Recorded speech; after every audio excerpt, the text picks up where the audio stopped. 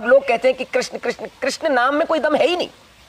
अब लोग कहेंगे नहीं साहब राधा क्यों हो गई, रुक्मणी क्यों नहीं होगी, जामवंती क्यों नहीं होगी, सत्यभामा। अरे ये कोई बात है क्या? कृष्ण को यदि आपको मिलना है, काम है, राजी करना है तो राधा नाम जपना ही पड़ेगा। और भक्त में भगवान बसते हैं, ये बात तो अंधे से अंधा, मूर्ख से मूर्ख आदमी भी जानते हैं। वो फिर कृष्ण की शिक्षा पे बात करेंगे तो माल नहीं टपके ना।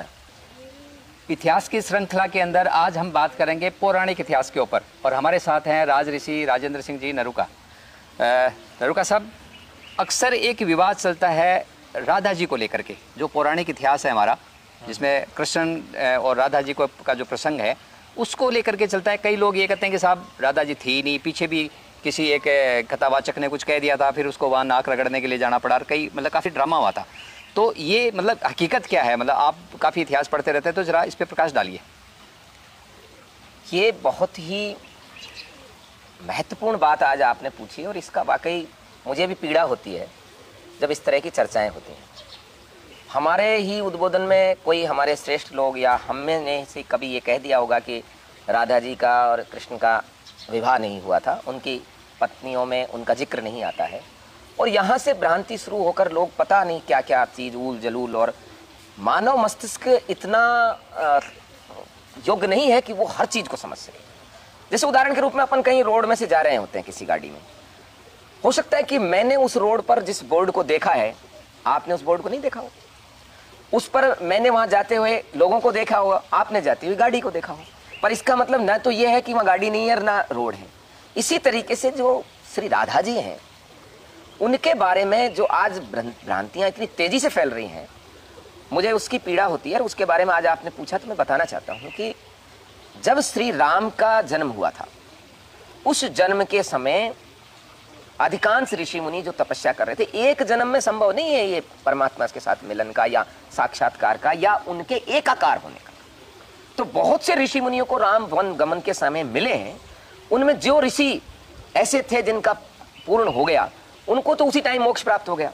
जैसे माता अहिल्या जी हैं, वो तो उसी टाइम उसी समय जो है पथरा गई थी, जो राम जी के मिलते ही वो पूरी चली गई। और भी बहुत से ऋषि हैं, लेकिन बहुत से ऋषि थे जो राम से मिले, रामा श्यामा हुई, प्रणाम हुआ, अभिवादन हुआ, पर वो गले मिलना चाहते थे। गले मिलने से क्या है, हृदय, ये जो हृदय है यही हृदय है, इसके मिलने से वो एकाकार हो जाता है।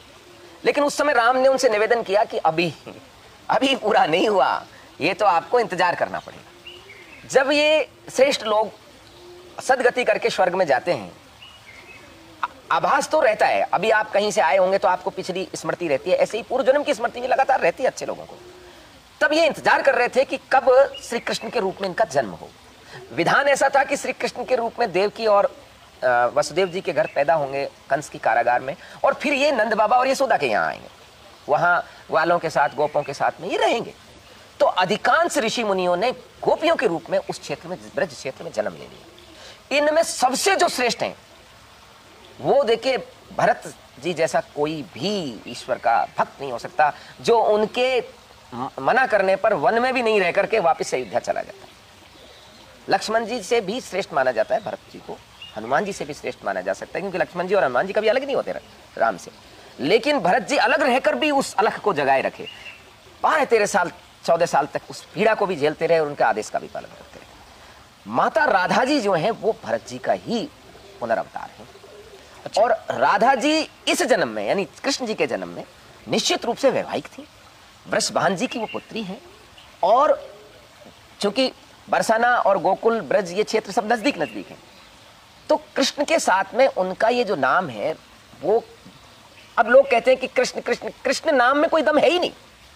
कृष्ण को यदि आपको आकर्षित करना है तो उनका जो सबसे ज्यादा अप्रीतम शब्द है वो राधा है। अब लोग कहेंगे नहीं साहब राधा क्यों हो गई, रुक्मणी क्यों नहीं होगी, जामवंती क्यों नहीं होगी, सत्यभामा। अरे ये कोई बात है क्या? किसी को किससे स्नेह उसके किए कार्यों से हो सकता है। बहुत से लोग होते हैं वो पुत्र के नाम से ज्यादा अट्रैक्ट होते हैं, उनसे उनका विशेष प्रेम होता है। तो राधा जी उनकी अनन्य प्रियसी भी है और अनन्य भक्त भी है, और भक्त में भगवान बसते हैं। ये बात तो अंधे से अंधा, मूर्ख से मूर्ख आदमी भी जानते हैं। फिर पता नहीं इन कथावाचकों को क्या हो जाता है जब वो भक्त में बसते हैं। और राधा जी से बड़ा कोई भक्ति नहीं है। हनुमान जी के बगैर राम नहीं आ सकते, सारी दुनिया जानती है। या दुनिया चले ना राम के बिना और राम चले ना हनुमान के बिना। जिस तरीके से हनुमान जी के बगैर राम नहीं चल सकते, कृष्ण सीता जी राधा जी के बगैर नहीं चल सकते। कृष्ण को यदि आपको मिलना है, काम है, राजी करना है, तो राधा नाम जपना ही पड़ेगा। कृष्ण को प्रसन्न करने के लिए राधा नाम हो गया। अब राधा जी भले ही उम्र में बड़ी हो कृष्ण से, अब ये कोई प्रेम, स्नेह, भक्ति, इनका उम्र से क्या संबंध है? राधा जी इतनी उनके अप्रितम है कि कृष्ण के मुंह पे राधा, कान में राधा, राधा ही रहता है। अब आगे चल के क्या होता है कि कृष्ण, वो गोपियों का भी मैं इसी साथ बता ही देता हूं कि लोग समझते हैं गोपियों से महारास किया और कुछ टटपूंजे टाइप के जो लफंगे हैं वो कृष्ण का उदाहरण देके खुद अपनी लफंगी नहीं करते। हम भी यही है कि अक्सर देखते हैं कि जो ये कथाएं होती है, हाँ, कृष्ण को लेकर के, तो उसके अंदर ये सिर्फ कृष्ण का जो गोपियों के साथ रोमांस की ये बातें ज्यादा की जाती है, कृष्ण की शिक्षाओं पे कोई बात नहीं करता। वो फिर कृष्ण की शिक्षा पे बात करेंगे तो माल नहीं टपके ना। यदि वहां बात कृष्ण की गीता की करेंगे तो फिर तुम्हें कर्म करना पड़ेगा। फिर वहां ये तो है ही नहीं कि यहाँ दान दे जाओ और काम हो जाएगा, वहां तो फिर कर्म करोगे अर्जुन की तरह तो होगा। तो गोपी भी वही ऋषि मुनि हैं। और जब अब ये जन्म हो गया तो पूर्व जन्म की बात हमेशा थोड़ी याद रहती है। भाई कृष्ण यहाँ आए तो किसी के दिमाग में नहीं था कि बाद में जाना है, लेकिन जब अक्रूर जी लेने के लिए आ गए कृष्ण को 11 वर्ष की उम्र में, तब उनमें सब में भग्गी पड़ी। जबकि कृष्ण स्वयं चाहते थे कि इस काम को निपटाया जाए, इसीलिए वो जानबूझ के उन गोपियों के घर जाते थे, किसी की मटकी फोड़ते थे, अट्रैक्ट करते कि जो काम करना है तुमको गले मिलने वाला वो कर करा के दूर करो, जिससे मैं आगे के, कृष्ण का जीवन तो वो आगे महाभारत वाला जीवन है, वो इस संसार को जो देन है वो गीता के रूप में है। तो स्वयं कृष्ण निपटाना चाहते थे, लेकिन ये इनके ध्यान नहीं था। और जब अक्रूर जी लेने के लिए आ गए कंस के बुलावे पर, उस दिन इन सब में पड़ा रहे, गए गए गए जा रहे हो, तो तब रथ के आगे सारी गोपिकाएं आ गई।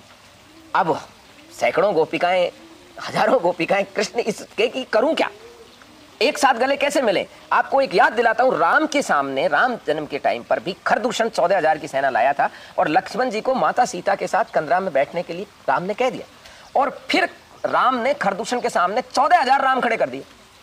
यानी वो तो ईश्वर है ना, तो उन राक्षसों में ही राम रूप दे दिया। वो आपस में एक दूसरे को मारते गए, जब मारते हैं तो वो राक्षस निकलता है। इसी तरीके से यहां भी सभी गोपियों में वो कृष्ण का रूप धारण करके एक दूसरे के वो गले मिलती हैं। इसी को महारास कहते हैं। और इस महारास में पूर्ण आध्यात्मिक धर्म और केवल मात्र कर्तव्य की भावना है। ये रोमांस, नाचा, नटकी, ये नहीं। मतलब आपकी बात से का निचोड़ ये है कि राधा जी थी, हाँ, अस्तित्व था उनका। हाँ, और पूजा क्यों होती है वो भी मैं बता देता हूँ। हाँ, पूजा उसकी होती है जिसके में उसके प्राण बसते हैं। खाटू श्याम जी है आपके राजस्थान में? हाँ है। वहाँ खाटू श्याम जी के श्याम श्याम क्यों चिल्लाते हैं लोग? उनका नाम तो बरबरीक है। बरबरीक बरबरीक करो, देखा वो श्याम, वो बरबरीक जी आपकी तरफ देख भी जाए। खाटू श्याम जी के मन में कृष्ण, बरबरीक के मन में सिर्फ कृष्ण बसते हैं, श्याम बसते हैं, हारे के सहारे हैं, इसलिए वहां जाते हैं, जय श्याम बाबा की, जय श्याम बाबा की लगाते हैं। जिस प्रकार से बरबरीक को से कुछ भी प्राप्त करने के लिए तुरंत फल देते हैं ना बरबरीक जी। दो ही कलयुग में दो देवता ऐसे हैं, या तो गोवर्धन महाराज, जो वो तो खुद गोवर्धन महाराज की तो योनि पर्वत योनि है, या तो वो, और या बरबरीक जी खाटू श्याम जी के रूप में। तो जब वो श्याम के जपने पर बरबरीक जी को देते हैं, तो राधा जपने पर, राधा नाम पर कृष्ण की जी के द्वारा सब कुछ देना संभव है। मीरा जी तो बाद में हुई है ना। मीरा जी और कृष्ण जी का क्या पति पत्नी का रिश्ता है क्या? लेकिन वो अनन्य भक्त हैं मीरा जी, और इसीलिए मीरा कृष्ण भी कहते हैं अपन। तो राम के साथ जैसे सीता है, लक्ष्मण जी हैं, हनुमान जी हैं, आप राम की इस मंदिर, राम मंदिर वाली मूर्ति को छोड़कर ऐसा कोई राम की मूर्ति नहीं देख सकते जहां कम से कम सीता जी नहीं हो, लक्ष्मण जी नहीं हो और हनुमान जी नहीं। पूरा परिवार होता है वहाँ। हाँ, नहीं, कई बार भरत शत्रुघ्न जी ना मिलेंगे, सुमंत जी नहीं मिलेंगे, लेकिन मिनिमम जो उनका कम से कम है वो राम, सीता, लक्ष्मण जरूरी है और हनुमान जी जरूरी है। इसी तरीके से कृष्ण के साथ यदि आपको पूजा करनी है, प्रतिमा बनानी है, देखना है, तो उनके साथ भी राधा जी आती हैं। अब जब मूर्ति का युग आया तब तक राधा नाम इतना वो हो चुका था कि राधा जी का कृष्ण जी की मूर्ति आई। हमारे कई राजवंशों का परिणाम है। अब आप इस तरह से यदि उनकी अस्तित्व को नकार देंगे, तो मुंह उठा के चला आया आदमी और बोले नहीं राधा थी, नहीं ये नहीं थी, वो नहीं। यदुकुल का जो कृष्ण के डायरेक्ट वंशज हैं, अरे उस वंश को नहीं आप तैयार कर सकते जय राधा कृष्ण की बोले बगैर। तो जो करौली राज परिवार है, जो यदुवंश शिरोमणि कहलाते हैं, उनसे प्रणाम करते समय जय राधा कृष्ण की बोलनी पड़ती है। अच्छा, हमारे कछवा कुल में भी शेखावतों में जय गोपीनाथ जी की बोलनी पड़ती है। अब आप कहोगे साहब इन्होंने तो जय रघुनाथ जी की बंद करके जय गोपीनाथ जी की।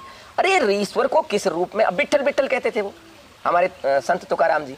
राम कृष्ण ये ईश्वर साक्षात ईश्वर है, अच्युत है ये, इसलिए राधा नाम से ही कृष्ण का जप हो सकता है। और इसीलिए सारा ब्रज क्षेत्र राधे राधे राधे चलता है। अब कोई व्यक्ति किसी को विशेष स्नेह करता है तो वो और किसी का नाम भी उसी नाम से लेता है।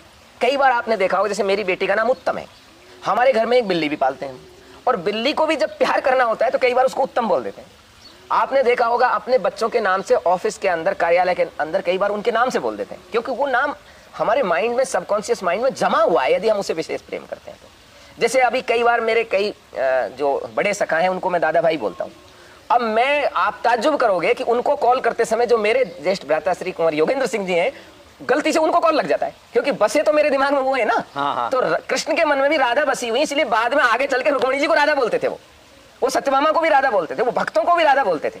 ज्यादातर ये कृष्ण के दिमाग के अंदर पूरा राधा ऐसे बैठ गई, तो इसलिए ये राधा जी है। और राधा जी के मेरा सबसे निवेदन है, इतने बड़े भी मत बनो कि आप बिल्कुल ही अपने महान पूर्वजों को मूर्ख सिद्ध कर दो, या अब तक की परंपराओं को सिद्ध कर दो।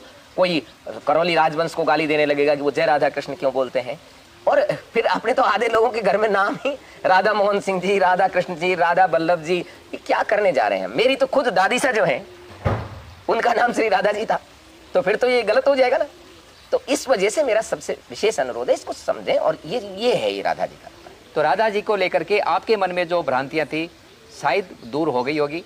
हम आगे भी इसी तरह के विषयों के ऊपर चर्चा करते रहेंगे, तब तक बने रहे हमारे साथ। धन्यवाद। जय हिंद, जय भारत।